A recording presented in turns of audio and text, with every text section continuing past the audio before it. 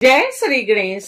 मायावी यति द्वारा अपने धर्म का उपदेश त्रिपुर वासियों का उसे स्वीकार करना वेद धर्म में नष्ट हो जाने से त्रिपुर में अधर्माचरण की प्रवृत्ति। व्यास जी बोले, उस मायावी के द्वारा मोहित दैत्यराज के दीक्षित हो जाने पर उस मायावी ने क्या कहा और दैत्यराज ने क्या किया। सनत कुमार बोले, उसे दीक्षा देकर नारद आदि शिष्यों के द्वारा सेवित चरण कमलों वाले अरिहन यति ने दैत्यराज से कहा। अरिहन बोले, हे दैत्यराज, मेरे वचन को सुनो, जो वेदांत का सार सर्वस्व पुरुषोत्तम तथा रहस्यमयी है। यह संसार कर्ता तथा कर्म से रहित है और अनादि काल से स्वयं सिद्ध है। यह स्वयं उत्पन्न होता है तथा स्वयं विनष्ट भी हो जाता है। ब्रह्मा से लेकर तृण पर्यंत जितने भी शरीरधारी हैं, उनका एक आत्मा ही ईश्वर है, कोई दूसरा उनका शासक नहीं है।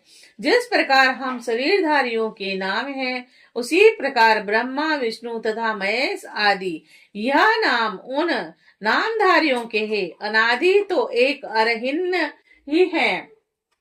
जिस प्रकार हम लोगों का शरीर समय आने पर नष्ट हो जाता है, उसी प्रकार ब्रह्मा से लेकर मच्छर तक का शरीर अपने समय से नष्ट हो जाया करता है।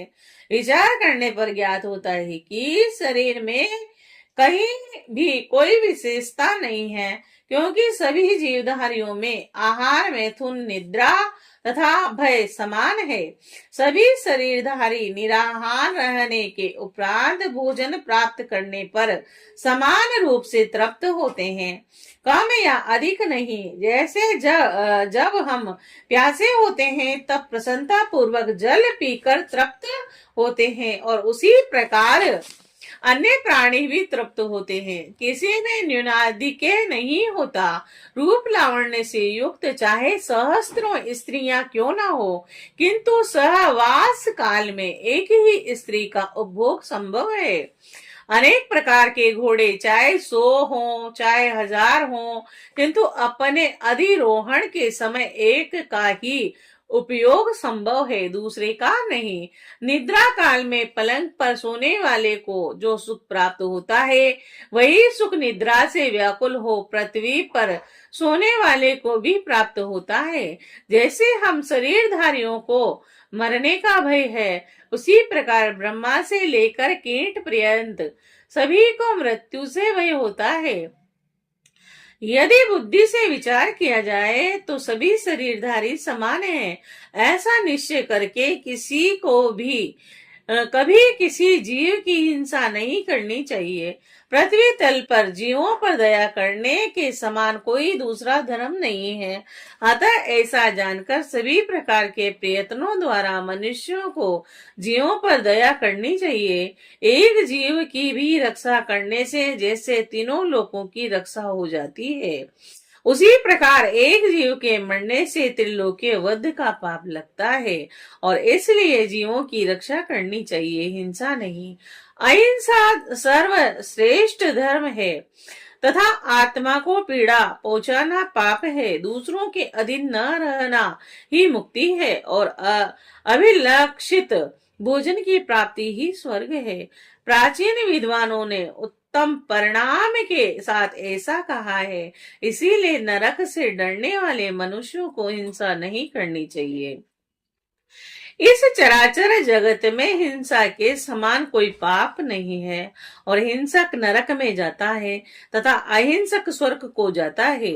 संसार में अनेक प्रकार के दान हैं, परंतु तुच्छ फल देने वाले उन दोनों से क्या लाभ। अभय दान के सदृश कोई दूसरा दान नहीं है। मनुष्यों ने अनेक शास्त्रों का विचार कर इस लोक तथा परलोक में कल्याण के लिए 4 दानों का वर्णन किया है। भयभीत लोगों को अभय प्रदान करना चाहिए, रोगियों को औषधि देना चाहिए, विद्यार्थियों को विद्या देनी चाहिए तथा भूखों को अन्न प्रदान करना चाहिए। अनेक मुनियों ने जो जो दान कहे हैं, वे अभय दान की 16वीं कला की भी बराबरी नहीं कर सकते। मणि मंत्र एवं औषधि के प्रभाव तथा बल को अविचिंत्य समझकर केवल यश तथा अर्थ के उपार्जन के लिए ही उनका प्रयत्न पूर्वक अभ्यास करना चाहिए। बहुत धन उपार्जित कर द्वादशायन तो द्वादश शयायन तनों का ही चारों ओर से पूजा करना चाहिए। दूसरों के पूजन से क्या लाभ है? 5 कर्मेंद्रियां, 5 ज्ञानेन्द्रियां, मन एवं बुद्धि, यही शुभ द्वार 10 सायन तन कहा गया है। प्राणियों के लिए यही पर स्वर्ग तथा नरक है, अन्यतर कहीं नहीं। सुख का ही नाम स्वर्ग है तथा दुख को नरक कहा गया है। सुखों का भोग कर लेने पर जो इस देह का परित्याग होता है, तत्व चिंतकों को इसे ही परम मोक्ष जानना चाहिए। वासना सहित समस्त कलेशों के नष्ट हो जाने पर अज्ञान के नाश को तत्व चिंतकों को मोक्ष जानना चाहिए। वेद वेता इस वृत्ति को प्रामाणिक कहते हैं कि किसी भी प्राणी की हिंसा न करे। हिंसा में परिवर्तन करने वाली अन्य कोई श्रुति उपलब्ध नहीं है। अग्नि औष्टम आदि यज्ञों से संबंध जो पशुवालंबन श्रुति है, वह तो भ्रम उत्पन्न करने वाली है, और असज्जनों के लिए पशुवध से संबंधित श्रुति तो ज्ञानियों के लिए प्रमाण नहीं है, और यह तो बड़े आश्चर्य की बात ही है। वृक्षों को काटकर, पशुओं का वध कर कर और उनके रुधिर का कीच बनाकर तथा आग में तिल घी आदि को जलाकर लोग स्वर्ग की अभिलाषा करते हैं, और इस प्रकार उस त्रिपुरा अधिपति से अपना विचार कहकर समस्त त्रिपुरवासियों को सुनाकर वह यति आदर से वेदों के विपरीत देह मात्र को सुख देने वाले और प्रत्यक्ष पर ही विश्वास करने वाले धर्मों का पुनः वर्णन करने लगे।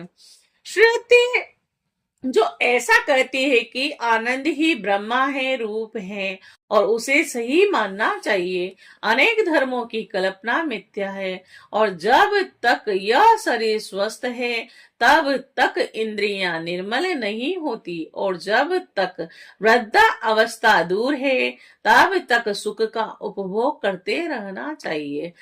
अस्वस्थ हो जाने पर, इंद्रियों के विकल हो जाने पर एवं वृद्धा अवस्था आ जाने पर सुख की प्राप्ति किस प्रकार हो सकती है? इसीलिए सुख चाहने वालों को अपना शरीर भी याचना करने वालों को प्रदान कर देना चाहिए, और जिसका मन मांगने वालों की मनोवृत्ति को प्रसन्न करने के लिए नहीं हुआ, उसी से यह पृथ्वी भार युक्त है, और समुद्रों, पर्वतों तथा वृक्षों से नहीं।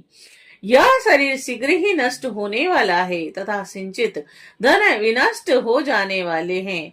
ऐसा जानकर ज्ञान व्यान को देह सुख का उपाय करते रहना चाहिए। यह शरीर कुत्तों, कौओं तथा कीटों का प्रातःकालीन भोजन है, और शरीर अंत में भस्म होने वाला है, ऐसा वेद में ठीक ही कहा गया है। लोकों में जाति कल्पना व्यर्थ ही की गई है। सभी मनुष्य समान है, तो कौन उच्च है और कौन नीच है? प्राचीन पुरुष कहते हैं कि इस सृष्टि के आदि में ब्रह्मा उत्पन्न हुए, और उनके विख्यात दक्ष तथा मरीचि 2 पुत्र उत्पन्न हुए। जब मरीचि पुत्र कश्यप ने दक्ष की सुंदर नेत्र वाली 13 कन्याओं से धर्म पूर्वक विवाह किया, तो फिर इस समय के अल्प बुद्धि तथा अल्प पराक्रम वाले लोगों के द्वारा यह गम्य है, यह अगम्य है, ऐसा विचार व्यर्थ ही किया जाता है। मुख, बाहु, जंगा एवं चरण से 4 वर्ण उत्पन्न हुए हैं। पूर्व पुरुषों ने यह कल्पना की है कि जो विचार करने पर ठीक नहीं लगती है। एक ही पुरुष से, एक ही शरीर से यदि 4 पुत्र उत्पन्न हुए तो वे भिन्न भिन्न वर्णों के किस प्रकार हो सकते हैं। अतः वर्ण एवं अवर्ण का यह विभाग उचित नहीं प्रतीत होता है, और इसीलिए किसी को भी मनुष्य में कोई भेद नहीं मानना चाहिए। सनत कुमार बोले कि हे मुने, दैत्यपति तथा पूर्ववासियों से आदर पूर्वक ऐसा कहकर शिष्यों सहित उस यति ने वेद धर्मों का नाश कर दिया।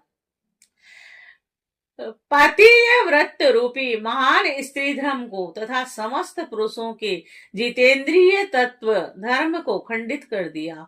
वे देव धर्म, श्राद्ध धर्म, यज्ञ धर्म और व्रत तीर्थ, विशेष रूप से श्राद्ध, शिव पूजा, लिंगार्चन और विष्णु, सूर्य, गणेश आदि का विधि पूर्वक पूजन और विशेष रूप से पर्व काल में किए जाने वाले स्नान, दान आदि इन सब का खंडन किया।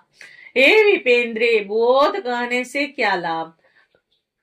मायावियों में श्रेष्ठ उस मायावी यति ने तिरपुर में जो कुछ भी धर्म थे उन सबको दूर कर दिया।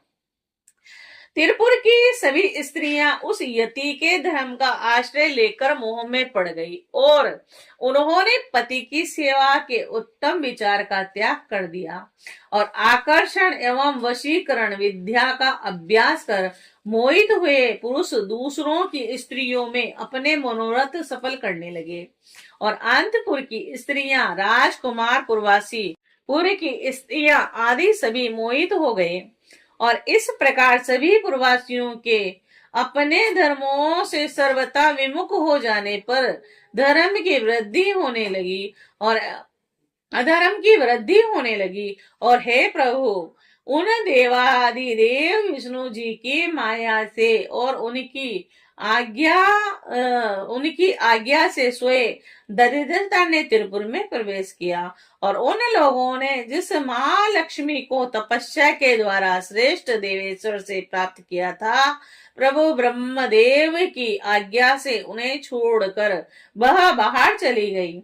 और इस प्रकार विष्णु की माया से निर्मित उस प्रकार के बुद्धि मोह को उन्हें क्षण भर में देकर वह नारद जी कृतार्थ हो गए और उन नारद जी ने भी उस मायावी जैसा रूप धारण कर लिया था, फिर भी परमेश्वर के अनुग्रह से वे विकार युक्त नहीं हुए।